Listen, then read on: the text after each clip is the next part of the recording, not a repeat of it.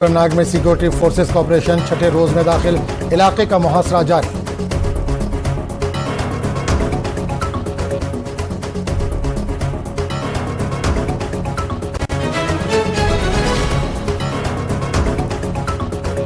अपनी पार्टी के नायब गुलाम हसन मीर का बयान, जम्मू कश्मीर में नहीं हुआ है मिलिटेंसी का खात्मा, पिछले कई बरसों से हुई है मिलिटेंसी में कमी वाक़ई, अब अमन की हवा कश्मीर में हो रही है कायम। कश्मीर की कई सियासी जमातों ने किया कश्मीर का नुकसान, फारूक अब्दुल्ला पर की तनकीद।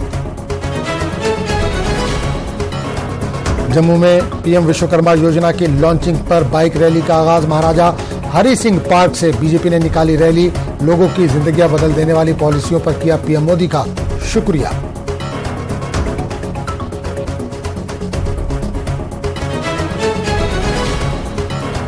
अखरोट की अच्छी खासी पैदावार से काश्तकारों में खुशी, मार्केट में अखरोट की अच्छी कीमत वसूल होने की जागी उम्मीद। कुछ बरसों से कश्मीर की मेवा सनत को उठाना पड़ रहा था काफी नुकसान।